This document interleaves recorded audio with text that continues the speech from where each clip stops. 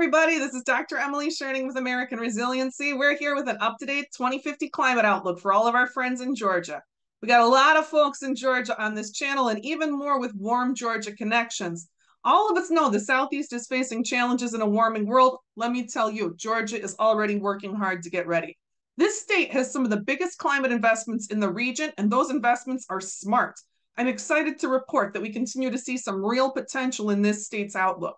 This updated Georgia projection has some significant additional information. We're talking about major updates. I think there are some projections here. You're going to like what you see. I'm not saying things look peachy. It's not going to be easy. But if Georgians are willing to embrace change, there's potential for a good future, a resilient future in place in your beautiful, welcoming state. Let's check it out. Just so you know where to find my source material. This forecast is based on the National Climate Assessment, which was just updated. We received the 5th National Climate Assessment in November of 2023. There have been significant changes in the projections in this new edition. We're updating the outlook for every state. And if you want to follow along with me, I'm going to tell you what figures I'm using, and you can check that out by going right here, go to chapters, all figures, and that way you can scroll through and find them easy without digging through the entire report. We use the 5th National Climate Assessment for this work because it represents the highest consensus climate science available. Your tax dollars paid for the development and review of this document. You deserve access to the information. Today, we're breaking down the NCA 5 for Georgia. FYI, American Resiliency is the only nonprofit focused on communicating this important information to the public. We run on your donations. Let's get rolling. The conditions I model for 2050, we're talking about regularly hitting 2C as a global temp increase. That seems like our most likely climate future. Even if we can stay on target for emissions reduction, 2 is the best we're likely to get. We've blown through the realistic margin to limit warming to 1.5C. We're not going to be dealing with a future that's business as usual. Our reality is that we're going to be dealing with change.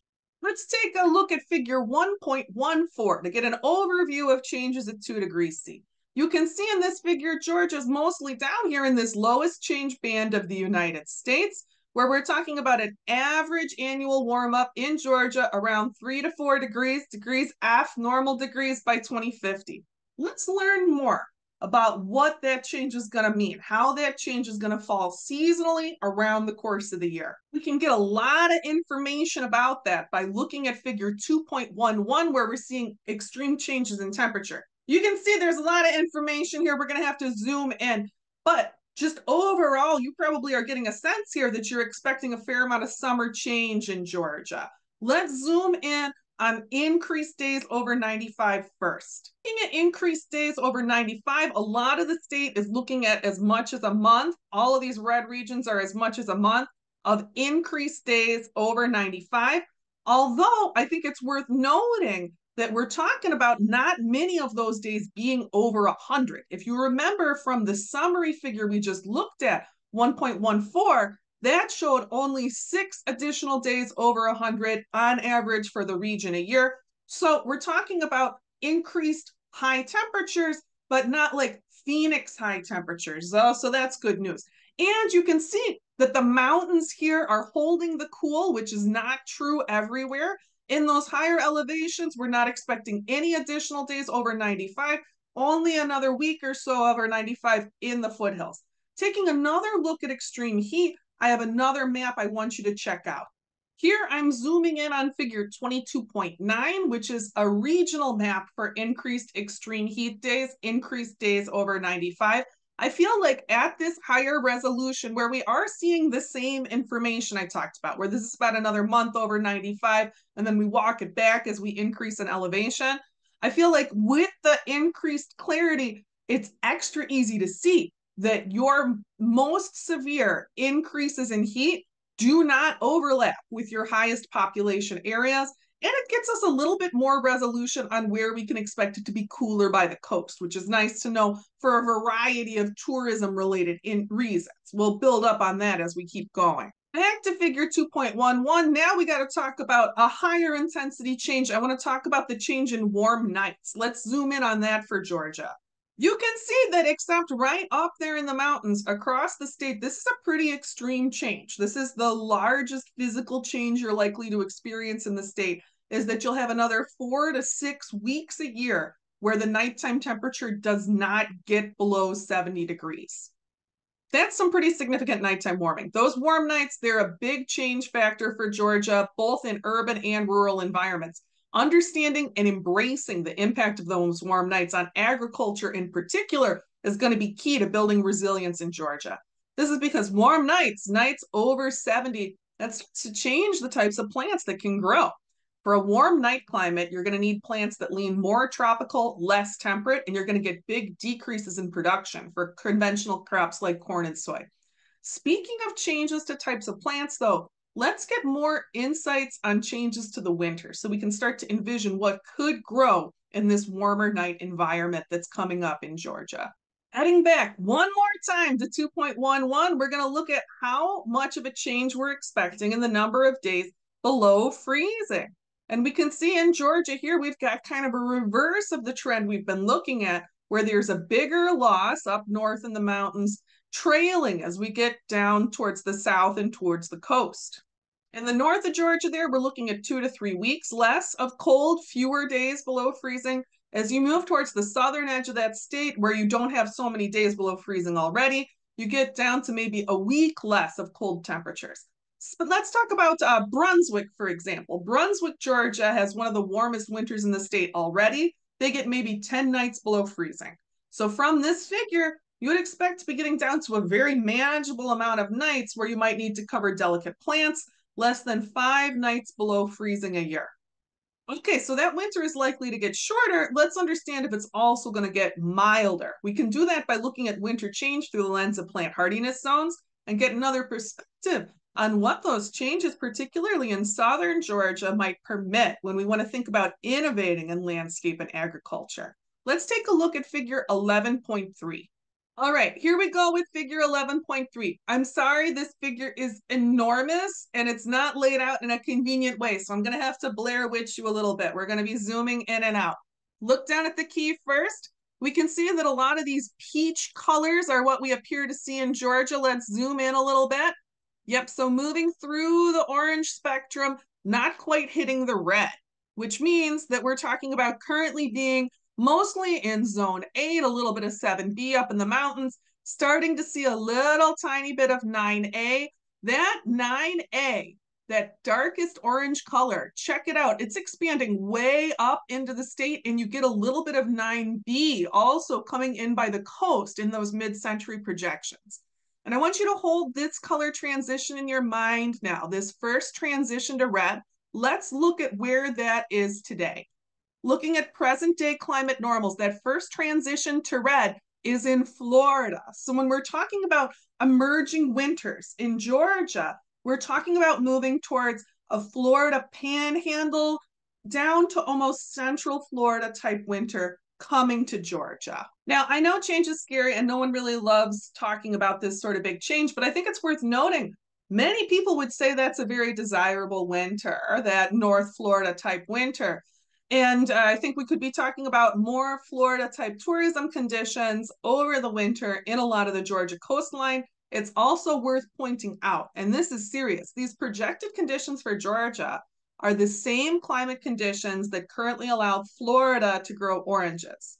It's very important to note that climactic band is leaving Florida. It's getting hotter in Florida, and they're going to be experiencing more drought. Both factors that are going to make it difficult to maintain their current citrus production.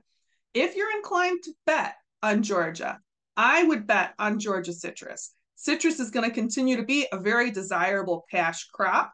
Both California and Florida are looking at challenging conditions, let's say, for continued domestic citrus production.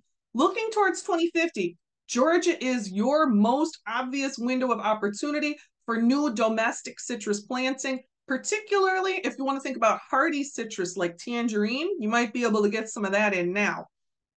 Let's talk more about the coast, these conditions on the coast. All right, so starting to talk about the ocean, we're looking at figure 10.3, letting us look at ocean-based economies across the country.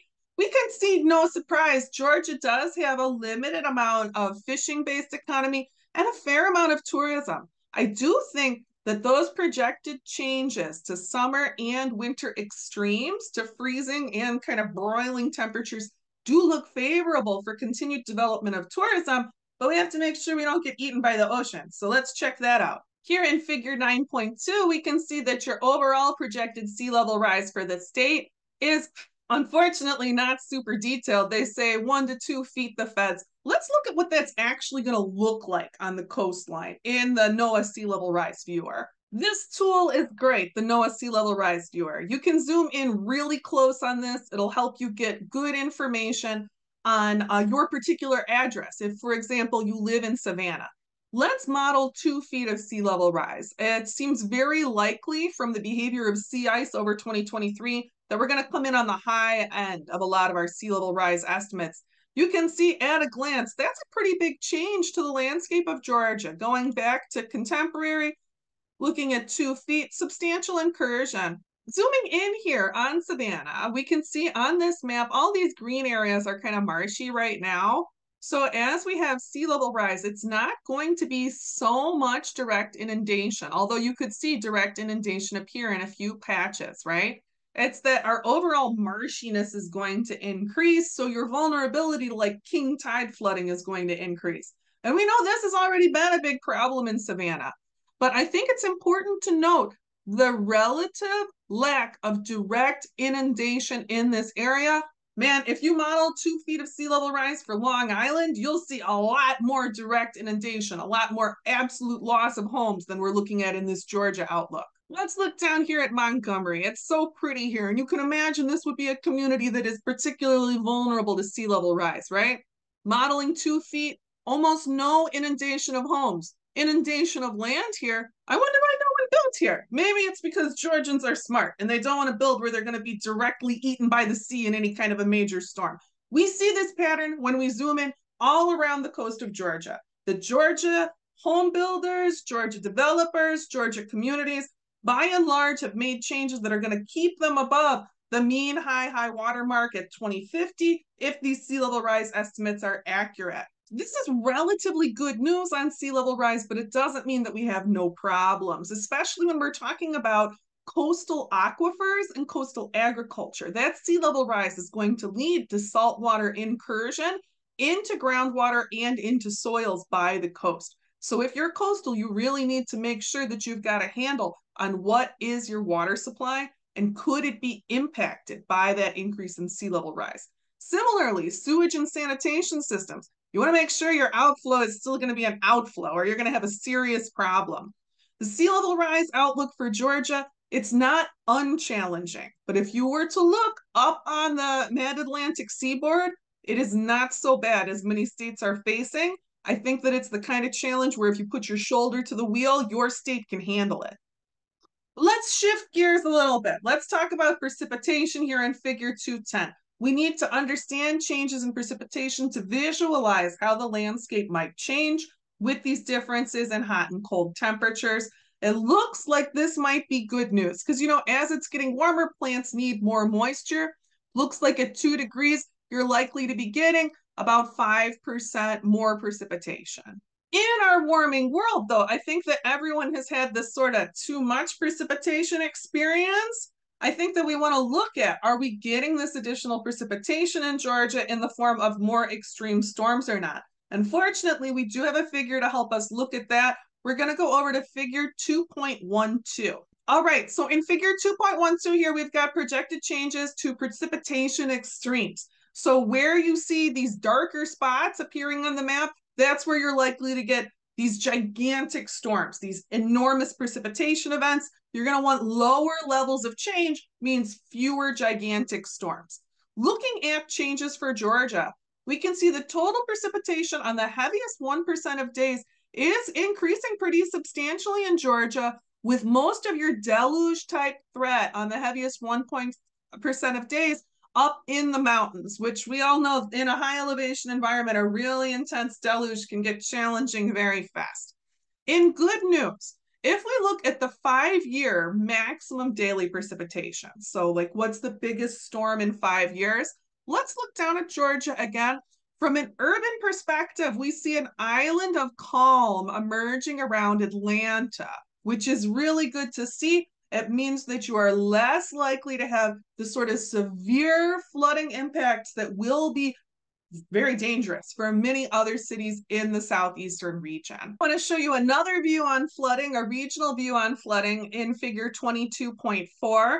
I think that something that we all care about with flooding is how much is flooding going to cost me? You can see by the shades of green here that, well, it's not looking great in Georgia, and we can see that there are predicted fairly increased flooding damages in this area around Rome. And of course, we do expect more flooding damages, even with that relatively limited impact of sea level rise. That's going to be challenging. Overall, though, Georgia's overall color is looking lighter than many of your neighbors, particularly Florida, where we're expecting significant damages from flooding throughout the state. So from a regional perspective, Georgia's not getting too hard hit by floods, but it's still an area where we need to build more resilience in the state. Speaking of these flooding and coastal issues, I want to bring up a natural ally in that fight that I first learned about from a viewer on this channel. Hi, Jace. Now this plant is getting coverage right here in the NCA 5. Here you can see it depicted in figure 22.20. This is native river cane. This Native American bamboo species used to be a major part of the landscape across the Southeast. It's very important for controlling riverine and coastal flooding. My friend Jace on the channel here, he told me he thought that he'd found some wild, which is awesome. Remnant populations of this native bamboo are super important for controlling erosion across the southeastern landscape. It could be a very helpful plant, a helpful native plant across both southern and coastal Georgia, to help us address these challenges we'll be facing from sea level rise and to help ease out extreme precipitation. River cane stabilizes river banks, it filters out pollution. We're going to need both of those services in a big way in this changing climate.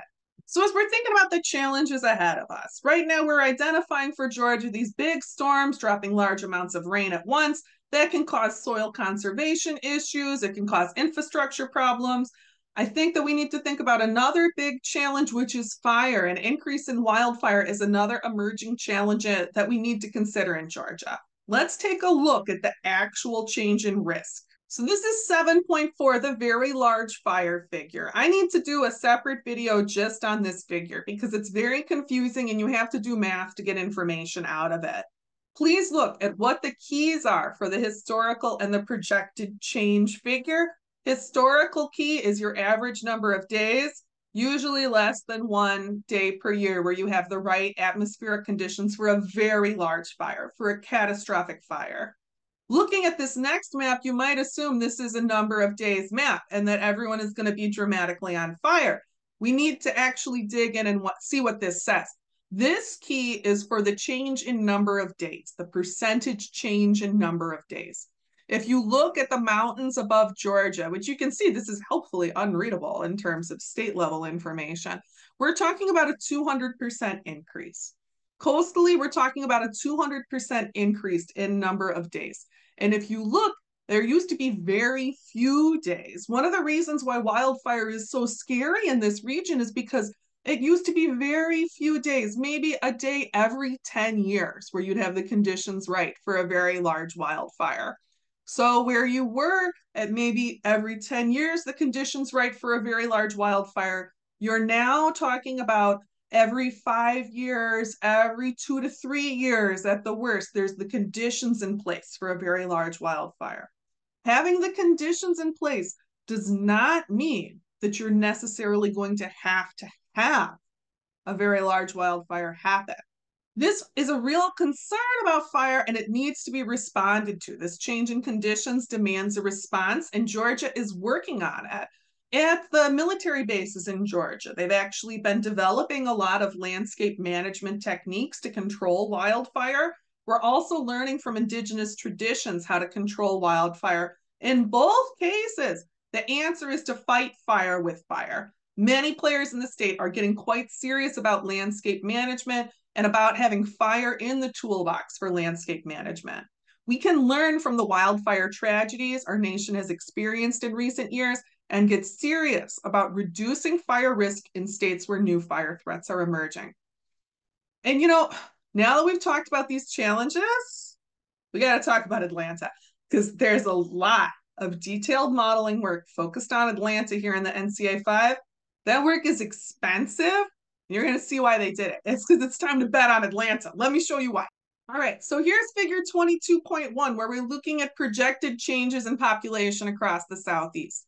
Why we're going to assume that the federal government is going to continue to bankroll all these people moving into close to Florida, where we saw those huge flooding damages. And you'll see on the Florida Outlook, if you're already in Florida and you love it there, you should stay there. You can get ready. If you're moving to Florida for a pleasant climate, you're insane. People who are moving to Atlanta, though, I think that's going to be a big, good bet. And you can see the population of North Georgia in general is projected to increase substantially, and that it's going to be right around the greater Atlanta area that you're going to see the biggest increases. So the resilience work Atlanta is doing is important, and there's real hope there. Let's check that out in the next figure.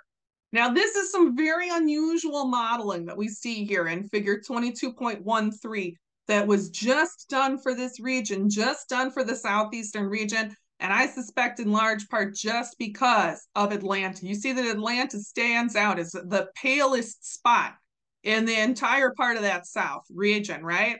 Atlanta is looking pale. That means that even in a really bad case scenario, this is like a worst case scenario, high emission scenario towards the end of century. So we're talking about things are bad. Things are really bad globally.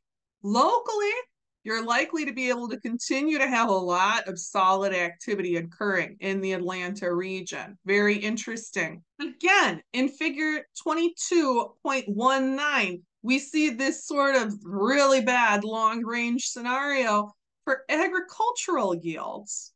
Another very interesting and unusual thing to be modeled, and another area where we see Atlanta busting out as one of the emerging areas of agricultural production increases in a worst case scenario. I want to state again, we don't have long range worst case scenario modeling for most regions of the United States.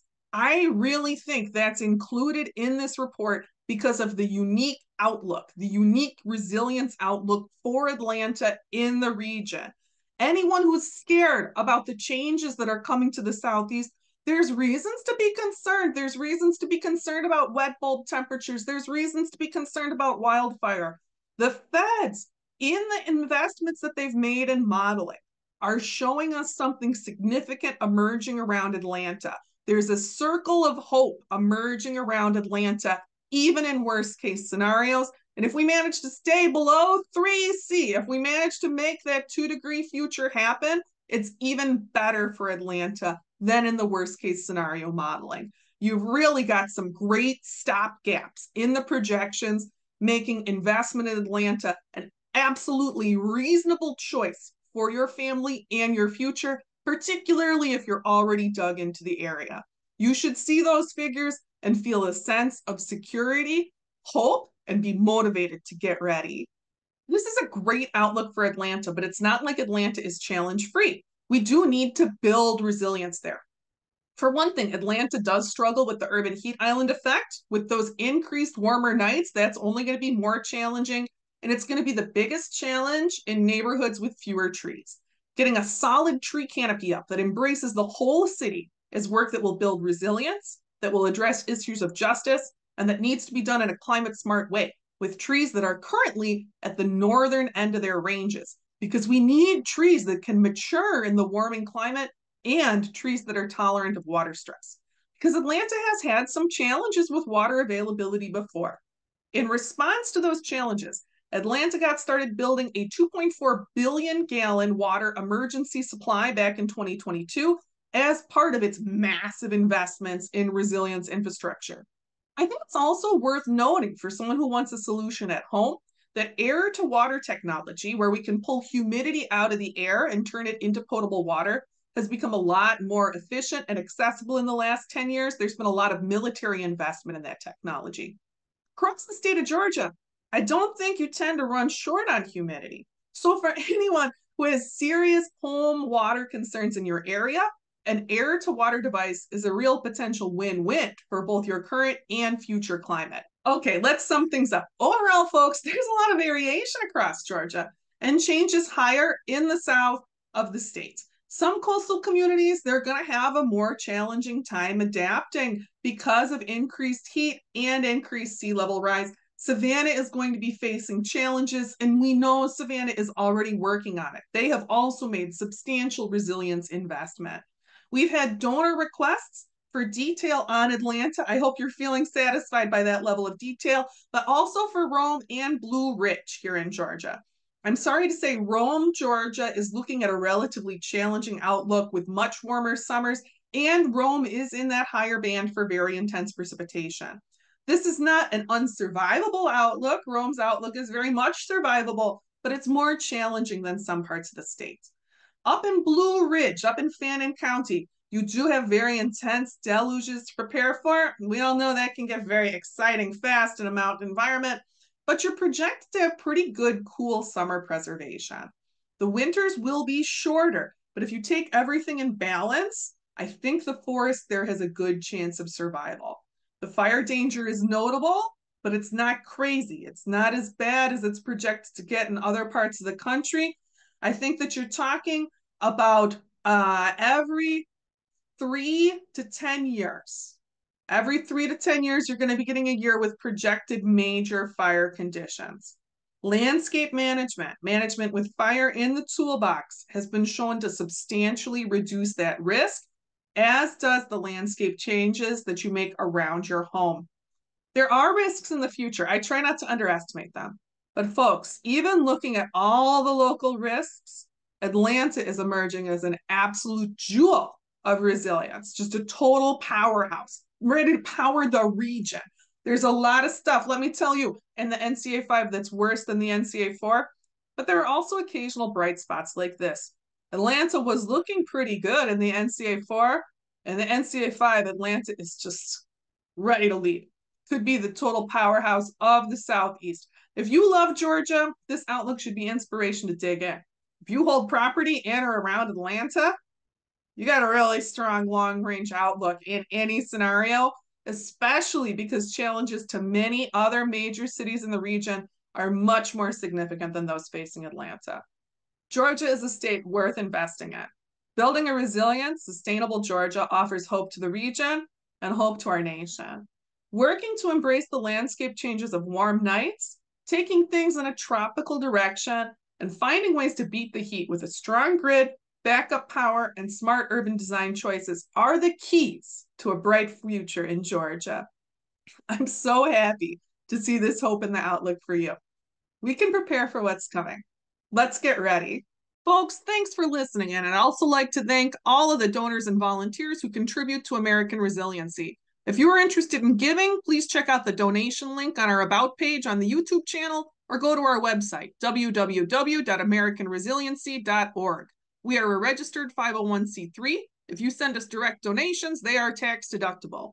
Thanks to the generosity of this community in both funding and time, we've really been able to step up the quality of our videos for these updated forecasts. Thank you so much, and thanks so much for being here with me. Let's get ready together.